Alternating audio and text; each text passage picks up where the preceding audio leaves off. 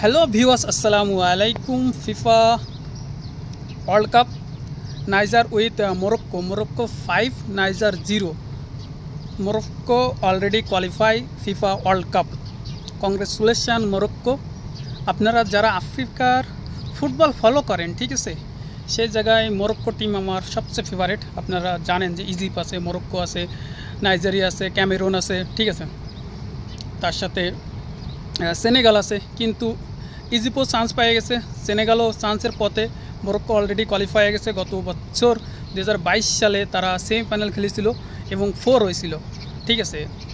তারা পর্তুগালরে হারায় চলে গেছিলো সেমিফাইনালে, ফ্রান্সের কাছে 2 গোল খাইয়ে সেমিফাইনালতে বাদ পড়ে এবং ক্রোয়েশিয়ার সাথে 3 নম্বর মনে করে তৃতীয় স্থানের জন্যই ফাইট করেও 2-1 গোলে হারে। মোরক্কো আমার ফেভারিট টিম, যে জায়গায় হাকিম জিয়া, হাকিমি, ঠিক আছে, আশরাফ হাকিমি, তারপর রামোস, তারপরে আছে অ্যাসির বুনো, এরা আমার খুব ফেভারিট প্লেয়ার। আর্জেন্টিনার পরে যদি বাইরে কোনো দেশ আমি সাপোর্ট করি সেটা হচ্ছে মোরক্কো, ঠিক আছে। মোরক্কো অনেক সুন্দর একটা টিম। কংগ্রেচুলেশন মোরক্কো, তারা 2026 সালের বিশ্বকাপের জন্য কোয়ালিফাই করে গেছে।